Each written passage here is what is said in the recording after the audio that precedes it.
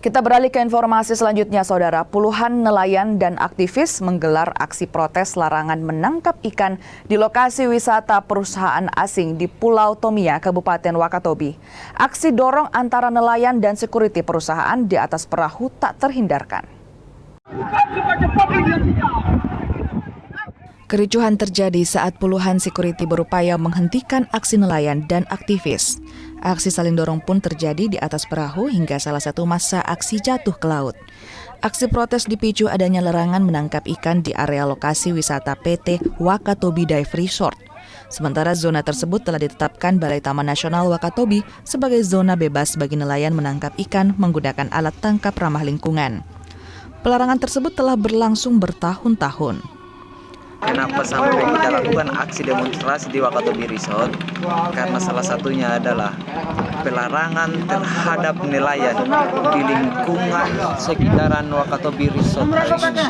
Kita tidak bisa memancing, kita tidak bisa menjaring, kita tidak bisa meti-meti.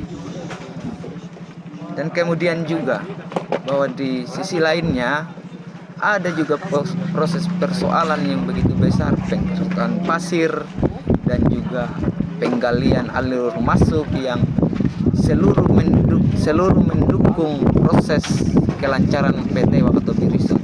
Hasil kesempatannya salah satunya seluruh aktivitas patroli tadi yang didirikan PT Wakatobi Resort hari ini diberhentikan sementara dan akan disosialisasikan kembali di tengah-tengah masyarakat.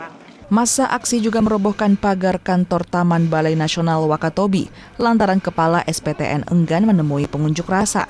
Selain larangan menangkap ikan, nelayan juga protes pengerukan pasir laut yang merusak terumbu karang. Ya, zona pemanfaatan pariwisata. Jadi ini memang menjadi kesepakatan kita bersama. Ini diperuntukkan untuk kegiatan pariwisata. Jadi disinilah sebenarnya ini kecil sekali. Ini yang kalau teman-teman lihat ini kecil sekali. Ini menjadi zona pemanfaatan untuk tujuan pariwisata. Sedangkan yang coklat yang sangat luas ini, kalau kita lihat Wakatobi secara keseluruhan, itu adalah zona tradisional.